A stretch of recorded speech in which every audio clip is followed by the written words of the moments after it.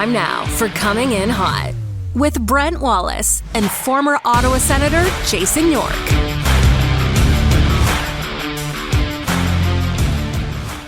Let's welcome to the show former Ottawa Senator, current captain of the Vegas Golden Knights, the first captain in Vegas Golden Knights history, Stanley Cup champion, Four Nations champion. I could go on, but we'll bring him on instead. Mark Stone, welcome to the show. Can you hear me? Yes. Were you having a nap? Did you have an afternoon nap? No, this is just unfortunate. My hairline is the way it is now. York, we try not to insult the guest right away. Wally, you got to add. So you named Stoner's accolades there: Stanley Cup, Four Nations. You have to add second place at member guest championship at Indianwood. That's got to go up. That's worth something, isn't it, Stoner? I think so. We were playing. We had to win a playoff to do it, so it made it all that much more sweeter. It's so much fun winning at things that you're not like that you're good at, but like it's like more of a grind. Like, not that hockey's not a grind, but golf's just so satisfying when you do well at it. Well, it's different type of pressure. It's like I didn't think I'd be nervous at anything, and man, it just gets you. But it was good. It was a fun week. There's a lot of characters there, so it was fun. Oh yeah. So anyhow, for me, because I'm terrible at golf, it's always chasing that. Maybe the next shot will be good. So for you guys, is it the same? Is it the competitive or is it the competition? Because typically hockey players or professional athletes always chase the challenge, right? So is it the challenge? What is it about golf that you guys like? Oh, for sure, competitive. This one was wild. I committed to it, and without realizing it was a 72-hole event, 4-day absolute grind. But it was, it was crazy because you're like, we're struggling, but then everyone else is struggling, so you got to kind of fight to stay in it. It was, you kind of start to realize that. For me, I lose my mind after one hole, so it's like for them to have to do 72, it's crazy. So this is for anyone listening. This was a 4-day member guest you went to. Buddy. 4 days of golf. Like most member guests are maybe 2 days. 3 is a lot, but 4 is unheard of. Like that's yeah. I was shocked when it was 4, but honestly, it was awesome. I loved it. One is a scramble, then there was 2 where you gotta play your own ball, and then there was a modified alternate shot, which was kind of fun too. So yeah, there was it did a little bit different stuff, but getting that competitiveness is fun in the summer. I thought it was nap time at the Stone household. Do I hear one of the girls in the background? No, that's my dog. He's driving me nuts. Dogs don't drive you crazy until you have kids napping. So now my dogs drive me crazy. What do you have? I got he's like a big, kind of looks like a black lab, but he's a huge mix. And then I got 2 golden retrievers that just kind of chill. But he's like I think he's got a little bit of German Shepherd in him, so he's pretty talkative. Yeah. Hey, I got so we just had the new grandbaby. I'm a granddad now, you know this. But do your dogs get jealous of the kids? Because since we brought Margot, it's been a year and a half now, the dog is like totally different now. Like still a good dog, but super jealous. Oh yeah, they drive me crazy sometimes. They've laid on my youngest. They've push over my oldest all the time. But the thing that's the worst is my oldest daughter's the one that gives them the most attention, and they don't want any attention from her, and she's giving them the attention. It's hey, it is what it is. I still love them, but my God, they frustrate me sometimes. What is Mark Stone like as a dad? You seem pretty intense on the ice. How much of are they wrapped around your finger? For those who don't know, Mark has 2 young girls. Yeah, 2 girls is I think I'd be a different dad if I had 2 boys, but the 2 girls, they kind of run the show, and I have a hard time yelling at them. So my wife kind of takes control of that. Is a little bit more the drill sergeant in here. I think she gets a little bit mad at me when I just laugh at all the bad stuff they do. What are the ages? 2, just over 2, and then 8 months. So we're in the thick of it. You're right in it. Right in the battle. Right in the grind. All right. Back to, I just want to quickly touch on one thing on golf. Is Jason York the mayor of the Royal Ottawa? I don't know about the mayor, but he's definitely the social. What do you call it? The social organizer. He knows everybody, so that's the good thing. He can always get us a game, which is what you want, right? Yeah. So I like having a little chit chat, Wally. You're like friendly guy. That's what the golf course, like you asked the question. For me, golf's more social thing. It's like, sure, I like to play, but it's I'm just gonna move here. My dog's driving me nuts. yeah, we could hear the dog too. But that's what golf's about, Wally. So you wouldn't like you're more of a by the book business guy, taskmaster, very Just so we're organized. clear, you left, and I still sat at the Royal Ottawa and chatted with the guests, or I guess the people who were still sitting around the table. Well, I was the last to leave. Yeah, we played 9 holes. That was 27 for me. Well, it's because you wouldn't pay for me to play 18. They won't let you on the course. You have to play in 4 hours. That's ridiculous. The big question, Stoner, is, by the way, everybody in the chat, so many people are just saying, thank you to Mark Stone, or we miss you, all that stuff. Just so you know, you're still widely loved here in the nation's capital. Your reaction to Mitch Marner being a teammate of yours? I mean, I had a pretty good player, I think. Got to play with him at Four Nations.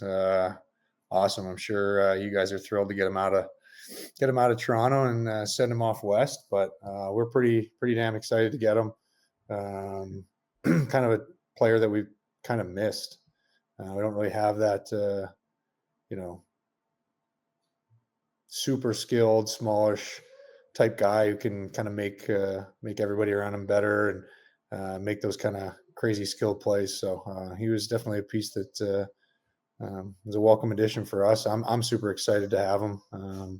I love internal competition too. So when you add superstars, it makes your team better. Just for the record, we're not missing him in Toronto because they don't win anything. Okay, you made a really good point when we were chatting about this on the patio. Your guys already have a massive team. Like your D are huge. You got a ton of big forwards, and when you look at fits for him around the NHL, it almost seems like a perfect fit. Like a guy that you can run your power play through, a guy that can kill penalties, play the power play, and seems like a match made in heaven. Yeah, that's the way I look at it. You look at all of our forwards, we're kind of big, go to the net type guys, puck possession guys. Not saying he's not a puck possession guy, but he makes plays. There's very few players in the NHL can make. So brings speed. One of the best playmakers. Still usually scores around 30 goals. So he had 100 points. That's not many guys in the league that did it, and we're getting them. So. With him and Jack, and we have a pretty good group of forwards, and our D speak for themselves. So we're pretty excited to, add such an elite player and add to the group. Mark, Vegas has a history of adding guys, whether it's yourself, Eichel, now Marner, like leaving situations that maybe weren't the best at the time that you guys departed. Like what makes Vegas such a great landing spot for players coming into those situations? Well, I think you look at Vegas two ways. Sometimes you're losing buddies, but I when I was in Ottawa, I was losing. Well, unfortunately, was losing friends for the wrong reasons. In Vegas, you lose teammates. It's the nature of the business. It sucks, but we're always looking to get better. So that's what is very attractive to me. There's just a ton of internal pressure to try and win every single year, and that's something I love being a part of. It really attracted me to it, and I think that's why the core loves playing there, and they put everything on the table for us to win, and just makes it our jobs pretty clear. Compete and try and win for the city. Would you say the off-ice stuff is a lot easier just being in Vegas, or is there still like that pressure, that internal competition, that pressure that you mentioned? Well, there's definitely pressure. I mean, you drive on the highway in Las Vegas, it's Golden Knights everywhere. Golden Knights license plates, Golden Knights billboards. We're competing with a lot of entertainment in our town, and we feel like we're maybe the best show in town. And anybody who can come to our building, it's pretty special. So there's pressure, but like I said, the best pressure is the pressure within. So from ownership to management, they expect us to put a good product up there and have a chance to compete every year. as players, they do everything in their power to make sure the team's ready to go.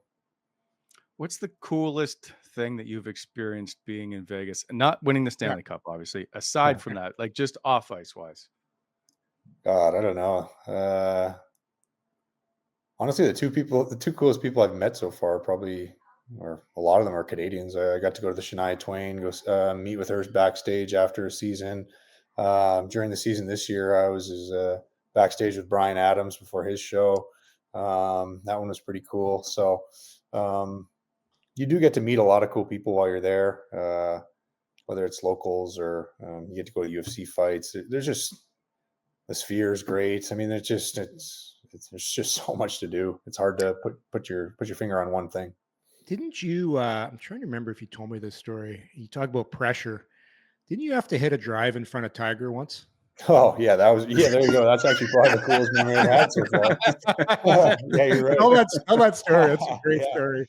Yeah. So last year we unfortunately lost in the first round to Dallas, and a couple of us got an email asking if we'd play in Tiger's Tiger Jam tournament, and he's probably either one or two of my favorite athlete of all time. So that was pretty cool, and I didn't really know what to expect. Didn't know what the tournament really was, so showed up there, and he was doing his little spiel on the range where he kind of hits cool shots, does all this stuff, and then him and Colin Morikawa were doing a long drive contest, and then right at the end of it, he goes, "You know what? Well, I think we got a guy here that might be able to try and hit it as far as me," and called me up there. God, I was sweating. He was sweating. It was like 110 degrees outside. Shook his hand. He handed me his driver. I had no glove. I was so worried the club was just going to sling out of my hand, but I had a good one, so it was pretty cool. And then Carlson videotaped it for me, so I got that. Oh, that's awesome. Sweaty hand, like you're. I was so nervous. Don't let the club go flying. I just wanted to hit it. That's all I cared. I didn't care where it went. I just needed to hit it hard. How good does Tiger hit it in person? Him and Morikawa, like just the sound must be crazy, eh? Yeah, I couldn't believe it. He did that like 9 window drill or whatever. He hit. Yeah. Three cuts, one high, one low, one middle. He hit all 9 shots, and it was just right on command. Never missed one. It was crazy. Unbelievable. If you had to pick your foursome for golf, so aside from you, who are your 3 golfing buddies? Your ultimate golfing buddies? Like dream foursome type thing? Yeah. Tiger's for sure one. I would probably like to see Michael Jordan in there to try and get the gambling going. Then you're going to need Clark MacArthur to get in there. And then honestly, I'd probably bring my best buddy Justin just for the experience, because he's my favorite guy to play golf with. That's pretty good. Okay. I'm going to ask you this question. I don't know if you can ignore it. Lot is made lately of tax-free being able to attract players to teams, Vegas, Florida, whatever. Do you notice it as a difference maker? It's definitely nice. But I believe that we are building a great team and a great product because of the top. Our owner wants us to win. He doesn't care what it takes to win, so he's putting all the resources for it. I think that makes a difference. I think our facilities make a difference. I think our arena makes a difference. And it's the same with Tampa. I mean, they built a team from when Vinny took over in Florida as well. When Vinnick took over there, and when Vinny took over in Florida, they've built it up, right? I don't think there's too many people wanting to play for the Florida Panthers, 10 years ago, right? Yeah. So, I think the same thing with Dallas's owner. I think it's just important. You build something good, and people are going to play there. Even look at here. You're getting guys to come here now because you're building a product. So yeah, it's nice, but I don't think it's the be all end all for sure. Well, guys talk, right? Guys talk, and you guys, to your point, you guys have created a winning culture. And if guys want to win, they want to go somewhere where there's a winning culture. Like, hey, Nashville's got the same tax bracket, and it's one of the best cities in the world. Like, how come they're not winning right now? Like, you can make arguments everywhere, but it's to your point, Sorner. It's like guys talk, right? You guys will talk around the league, and guys know where they want to go if they want to win. Agreed. I mean, look at Edmonton. They have a chance to win every year. Guys are going there. Winnipeg, same thing. Guys are staying in Winnipeg. That's my hometown.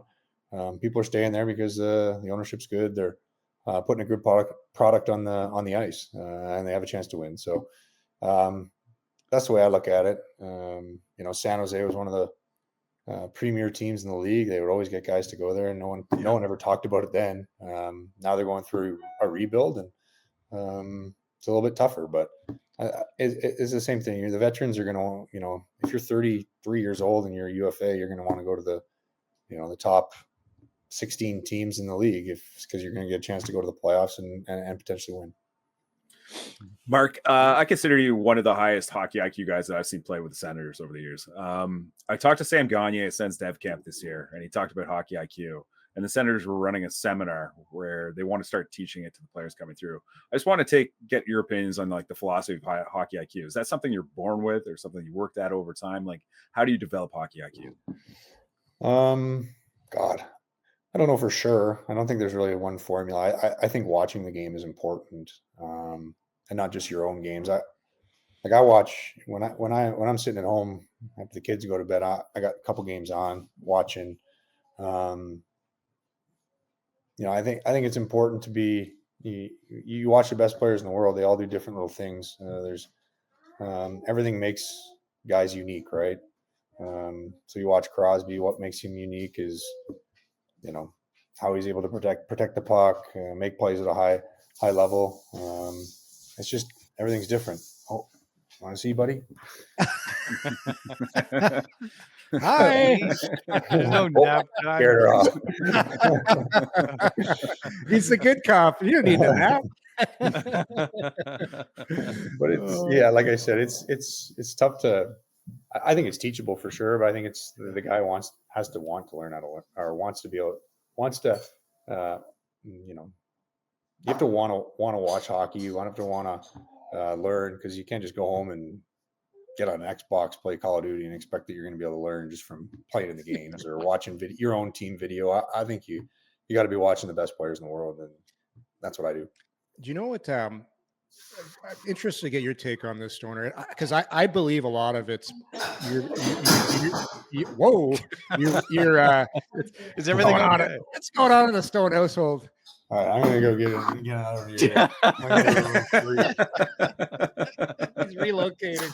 Maybe outside's the best play for me.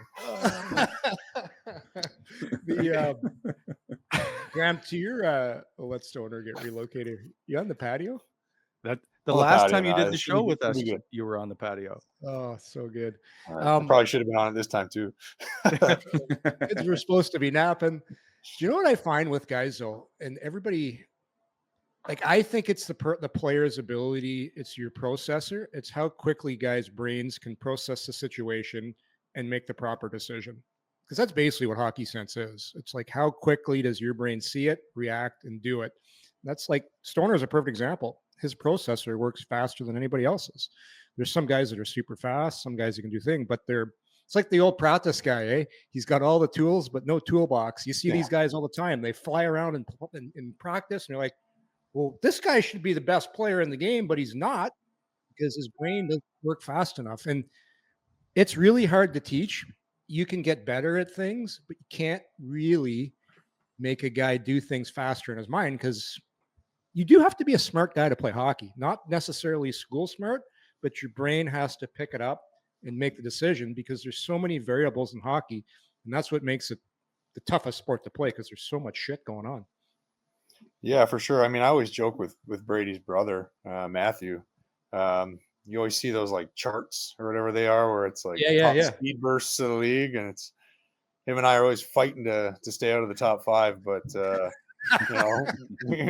this guy's 100 and something points every year, and he's this technically, I guess they say, the slowest guy in the league. But he knows where the puck's going, when it's going to be there. He just thinks it so well. The anticipation of where it's going to be is so impressive.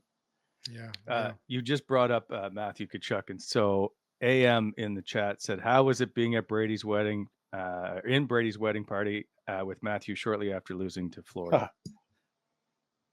Well, we beat Florida.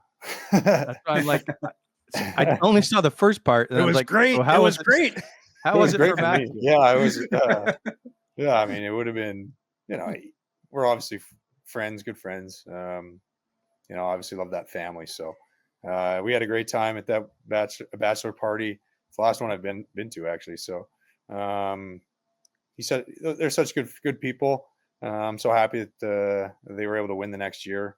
I'm sure it was tough for them, congratulating me, but yeah, it's impressive what they're doing in Florida. Become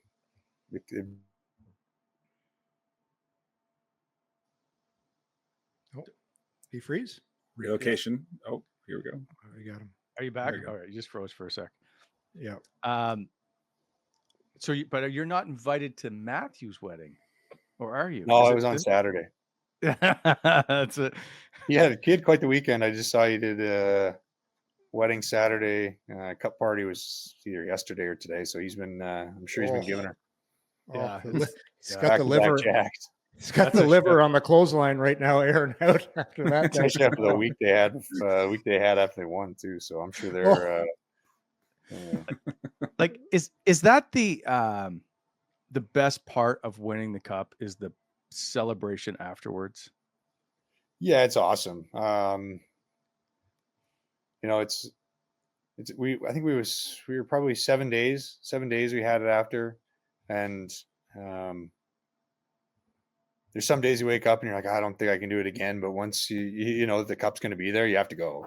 You can't not go. So there was one night where the coaches took it for a day, and it was a nice little break for us in the middle of it. But I would say the best day for me was the parade. Yeah, there was probably 250,000 people at our parade down Las Vegas Boulevard, and then when you got to the rink, it was unbelievable. I think that was right before the home opener the next year, which was awesome. Same with we have two picks. One's the next one from the home opener, but just that entire time, it must have been pretty cool.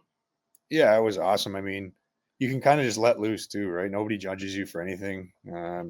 As Ovi taught. Yeah, exactly. I mean, I remember being done with my speech there because they made me talk. I wanted to, but then it's like, does anybody else have anything to say? And the last guy you'd expect was Carlson, and he's like, yeah, sure, I'll say something. And up he went. He'd just fallen down the stairs coming down to the stage, and he's like, yeah, sure, I'll get up there. And it ended up being the best. It was, all the fans loved it, and that's what it's all about. Yeah, he's Will. I have to ask you this before. I think he's arguably the most underrated guy in the league. He is such a smart player, William Karlsson. Yeah, he's been great. He's kind of one of those no maintenance guys, right? It's almost unfair sometimes because he plays with the call up, the young guy. He's always the protector, right? It's he covers for everybody on the ice, kind of like Pajot in a way when I was playing here. He's always on your third or fourth line when maybe he probably should be playing higher, but the coaches just has so much trust in him to play with whoever. So it's always, here, take this guy under your wing, take that guy under your wing. So this year's going to be a little different for him. I think he's going to have veteran wingers. So it'll be, I think he's going to have a great year. Before I get to Four Nations, Pat LeBlanc wants to know what cut of steak and how cooked does Stoner like his steak? I'm going to a steakhouse. I usually order ribeye because I find those are a little harder to cook for me personally. And then usually I'm one of those guys. It's like, is there any way I get like medium rare plus? I don't want it medium, but I don't want it medium rare. So right I just right in between. Eh? Right I need a warm red center. Yeah. Wally, we always look of disgust on Wally's face there. Wally likes his medium well. Oh, you better be eating tenderloin then. It better be a fillet, or that thing's gonna be chewy. I can only do fillet. Oh, there you go. That's not too bad then. I grew up. My parents were the same way. We always did tenderloin, but they would always just nuke the thing on the grill. That's what I'm used to. I remember the first time I went out for dinner on the road with the guys, and everyone ordered medium rare, medium well, or medium rare, medium. I was like, scared to order anything else. I said, yeah, I'll take that. And then the first time I ate it, I realized what I was missing my whole life. I was eating a boot for 20 years of my life. Meanwhile, you're eating boots every weekend when you cook your steak. Lisa won't let me cook it, so she barbecues all the steaks. Yeah, you never asked the question, Wally. What are you pairing your burnt steak with? You said you like a nice bottle of red wine. What's your go-to? I don't have a go-to. I try every time I go to the LCBO something different. Wow. You can't get any good wine there anymore, so. Yorkie, there's plenty of other nations that make good wine. Yeah. I'm going to Napa in a couple of weeks. Maybe I'll bring some back for you, Yorkie. Yes. Yorkie doesn't know how to cook food. It's okay. Four Nations. Where does that rank? Being able to celebrate that one. I think the way I describe it is Stanley Cup was probably my biggest accomplishment, favorite accomplishment ever. But that Four Nations might be the best hockey experience I've ever had in my life. It was awesome. Didn't know what to expect, but when you get in that locker room for the first day, it was the day of the Super Bowl. Everybody flew in, and you're sitting there kind of in awe of everybody in there. So, pretty special event, something I'll never forget. And it's. And then I always make the thing, or I always say too, my favorite game to win obviously was the final, but my favorite game we actually lost was the game against the Americans in Montreal. It was crazy. Probably the coolest game I've ever been in, but unfortunately it would have been way better if we won, but just electric. Yeah. Did you guys expect that start to that game? All the stuff that went down? Like, were you guys prepared for that? Were you thinking, okay, it's going to be crazy to start this game off? I had no idea. I kind of saw Hagel and Matthew kind of chit chatting there, and a couple of us looked at the bench and like, I think they're going. And then that was an awesome fight. And then one of the cooler things, I don't know if anybody has ever said this or heard this one, but when Brady kind of came over and kind of called. Yapping at our bench and yapping at Benny. He kind of just looked back at the coach and said, "All right, coach, I got this. Don't worry." And just kind of hopped over to the bench. And I still get goosebumps thinking about that. Giving up 40 pounds, just so cool, just so tough. Just hopped right over the boards, no problem. It was such an electric atmosphere. Yeah. I heard a really cool story about Bennett. I think Cooper said it when the tournament started. He said there's going to be some guys, unfortunately, they're going to have to sit out.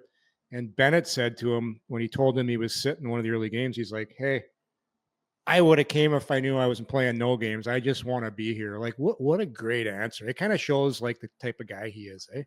Oh, he is awesome. He's awesome. I've met Benny a couple of times, but never really been in a locker room with him. That's kind of when you get to know people, right? Be in a locker room. Everybody's a good guy when you're, around a table drinking beer. You don't really get to know them, but when you're in a locker room setting, that's when you really get to know these guys. And man, everybody there just gave everything to the logo, everything to the country. It was special. We didn't really know what to expect, obviously, going into any of the games, but when we skated out for warm up against the Swedes, the first game, it was you realize that it mattered to the people. So we were excited that was the way that people took it, because it definitely mattered to us. Are you a guy that collects stuff? Do you collect stuff? I got some stuff for sure, not a ton, but I'm a little nervous to ask guys. I got some good ones though. I got McDavid and Crosby. Now I need to try and get the Ovechkin one this year. Oh, you're smart. I regret, like, I played with some legends and you're so stupid when you're playing. You're like, never think. I'm glad you're thinking ahead, because it's great to have when you're done. One of my coolest ones actually is Chara. I asked him, I think he was still playing for Boston. He was 41. I'm like, this guy's got to be his last year. I think he played for like 3 or 4 more years after. But I asked him for a stick, and he was awesome because he signed it and he wrote like a really nice little note on the stick, which pretty classy. I have 2 of Chera's sticks. They're currently supporting my house. We're using them for the steel beams. Now I know why those cross checks hurt so much after getting that stick, for sure. It's like a 150 flex. Like, did you try bending that thing? Oh, it's crazy. It's a pipe. It is something. Do you get starstruck in the National Hockey League? Like, you've played on World Championship teams and you've played on World Juniors and you've been in the league forever and you're an all-star. Like, do you still get starstruck? I don't know if it's starstruck, but I don't know if I've ever respected someone more than Crosby in that locker room. I was just such, for a group of alphas to have an alpha in the room was pretty something, you know. So, but just an awesome guy. What a genuine guy. There's a reason he's had success for as long as he's had it. So, it was special, just being a part of it, having all those guys. It was cool to see kind of generations, like different types of generations in the room together. I think we all wanted to play with Sid, and at some point in our lives, and none of us had ever had the chance to do it other than maybe one or two guys in that room. So that's what made it all kind of a wow moment, right? Seeing McDavid, McKinnon, and Crosby and all those guys just sitting beside each other, sitting around having pregame meals, dinners afterwards. It was awesome. So I think Crosby assists on your goal at Four Nations, if I'm not mistaken. Yeah. Is that a moment for you? It was unreal. Unreal. I'm going to definitely get some pictures of that to be able to show my kids. It's funny because I'm a big celebration guy. I like to get the high fives going. And after the game, he came over to me and goes, "Man, I don't know why, but I was just ready for the high five." I was like, "That's pretty cool." You do love to celebrate. I'm getting that. Just lastly on the Four Nations about playing playing Brady or playing the Tkachuks. Like, it always seems that they're in the middle of everything. Do you like playing against them, or do you despise seeing their name on the back of the jersey? And two, what have you thought of the way Brady has transformed into a captain in Ottawa? Well, I mean, I love both those guys, but I'd be lying if I wanted to play every night against them. That's for sure. I mean, there were some nights I didn't even want to be on Brady's line in Ottawa because you knew you were going to have to be in a scrum every second whistle. You know? Like, all right, buddy, let's just relax here. But I definitely think he's toning that down. I think he's starting to realize how valuable he is on the ice, right? When he as a team, or as he goes, the team goes, in my opinion. He's their engine. Obviously, he's the captain. He's captain at such a young age. He had so much he had learned so much, but had so much to learn as well. And I think the experiences that, whether it's Four Nations, getting to the playoffs for the first time, even the negatives, right? Even going through those years of struggle, I think probably put it in his mind, like, I don't want to be back there, right? I never want that to happen again. So I think he's really done a good job at getting through that adversity and getting ready and putting this team in a great position. And what was he like at Four Nations? Could you sit back and appreciate? It seemed like he had he was arguably one of the best players on the ice. For sure. I think what's unique about that is you're not playing as much, right? So you got all these top guys. You're not playing 18, 20 minutes. So you can kind of go, I guess, for a better term, balls to the wall every shift you're out there. That's what made that one unique. So he was able to get his 10 hits a game, but he was only playing, 13, 14 minutes a game. So you're a little bit fresh, because we even joked with Benny, like Bennett. It's like, man, how come you don't do that all year? He goes, if I did that all year, I'd be dead. It's like, it's tough, right? It's like these guys that play such a hard game and have 300 something hits a year. It's tough on the body. So that's what was kind of funny about Four Nations. It was you 12 minutes a game, you had 10 hits, but you kind of do that every single shift. Whereas during a regular season, you do that, like you say, you're gonna be hurt all the time. Now you got 80. Now you got 84 games starting next year. 84. Yeah, 4 preseason though. So those strenuous preseason games we had to get rid of. Oh, tough. Yeah. What will you play? 1 preseason game? Will you play 2? I think it'll probably be 2. I think the 2 is the max almost now. I could be wrong. I was trying to read over, but hopefully, I think we're supposed to start the season earlier too. So a little short camp and go. That's what we want. Everybody's in shape anyway. It doesn't matter. Like January 25th, by the way, the Vegas Golden Knights back in Ottawa. Do you get excited still to play Ottawa? I do. I think I've only played in the building twice, which is brutal. I love coming back here. still spend my summers here.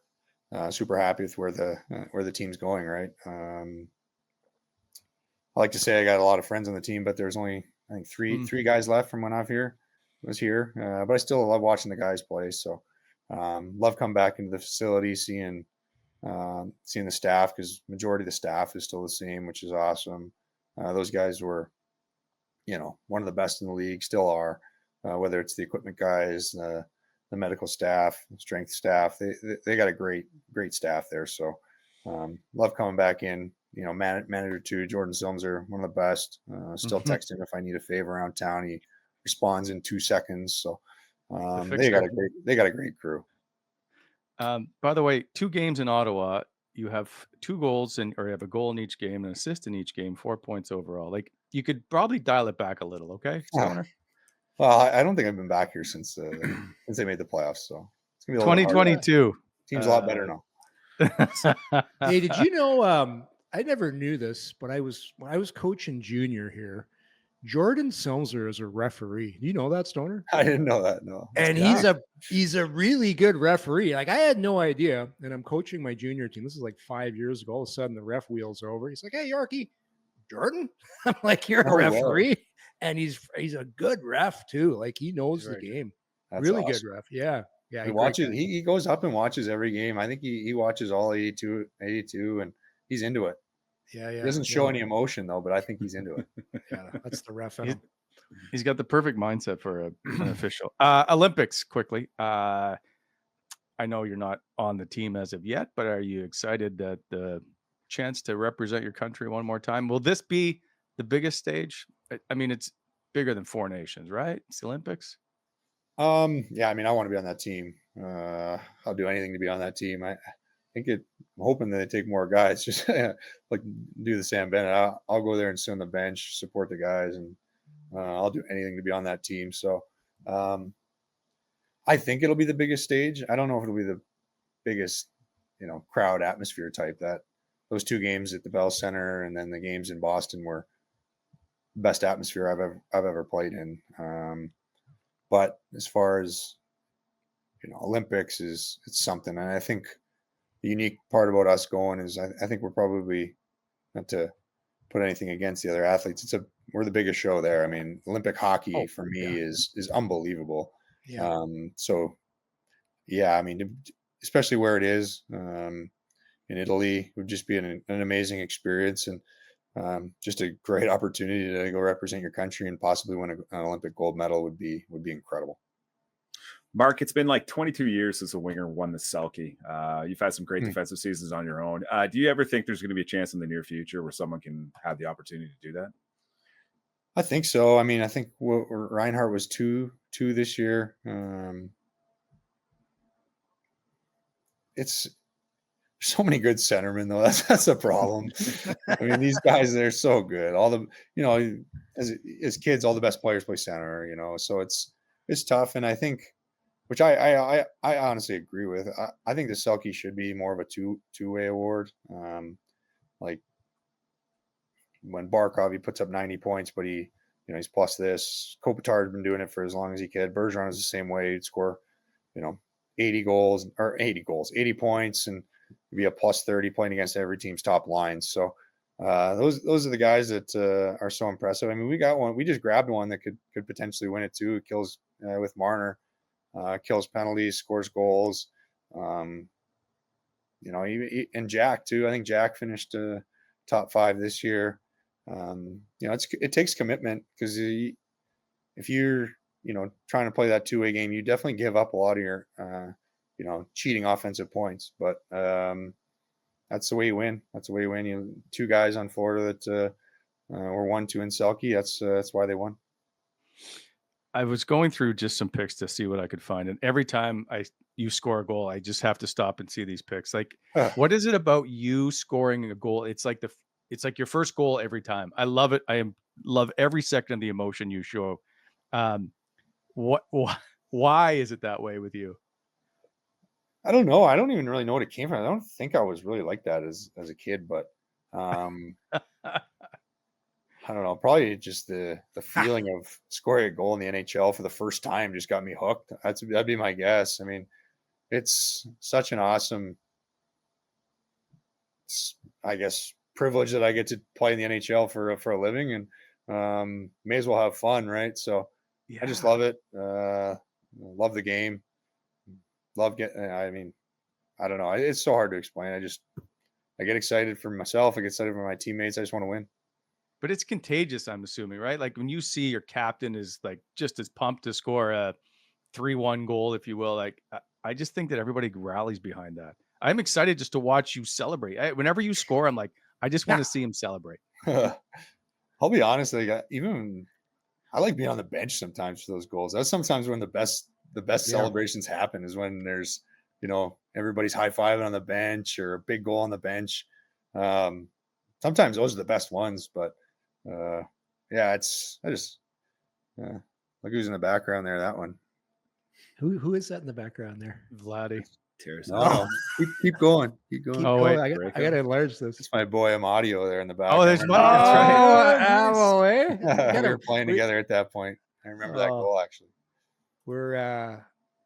You and I played 9 holes with them. What a good acquisition by Ottawa. Like you told me before when they got me, said they don't know how good this guy is, but man, he's I call him like a sneaky good player. Like you don't really know how good he is until you watch him over time. For sure. I mean, he's got one of the best sticks in the league. He's always pickpocketing guys. He controls onto it good. I don't know why anybody. He just goes about his business. Comes in the rink. He's a good pro. Guys love playing with him. I think that's always the greatest compliment is, guys like playing with him. I loved playing with him when he was playing left wing, right wing, center. He did it all for us and never complained. Just always just did his business, and super glad when to see him get that contract and get rewarded. Okay, we'll let you go because I know you've got kids are ready to go. My daughter's banging on the glass like I just scored. So. We're getting ready to let him out, let him loose. Before you go, do you have any hidden talents? Like if Mark Stone had to do like grade 12 talent show, like a talent show? Talent show. Could you talent show? I thought you were sending me back to grade 12 because I got no clue anything about school. No. Do you have any talents? God. The fact that there's not something on the edge of my tongue is probably not good, but I don't think so, to be honest. I'm sports oriented, so everything's Are you sporting. handy around the house? Oh no. No. Cody, my CC just texted me like last week, asked me if I had a drill because he just moved into a home, and I was like, I don't know. I did have one. I don't know where it came from. I got Brom. Brom does everything for me. That's funny. Yeah. Brommer does everything for last thing, I have one pick left. It's of you as a villain. Like you guys have, and I remember hearing this, I think in the playoff game where TNT, it might have been Biz, asked you, like, do you guys like being the most hated team in the league or whatever? Oh boy. Like you could be a Bond villain in this. I'm just like, what's it like for you guys to be, I don't know. It feels like everybody's like, damn you, Vegas. So disliked. Everybody hates success, I guess. That's, I used to, that's why I look at it when I'm a fan of other sports. I hated the Golden State Warriors. Now I like the Golden State Warriors because I respect how hard it is to win. It's, I don't know. It's, we're the evil empire for whatever reason. But we embrace it. We love it. Gets people talking about us. So I guess that's the best way to put it.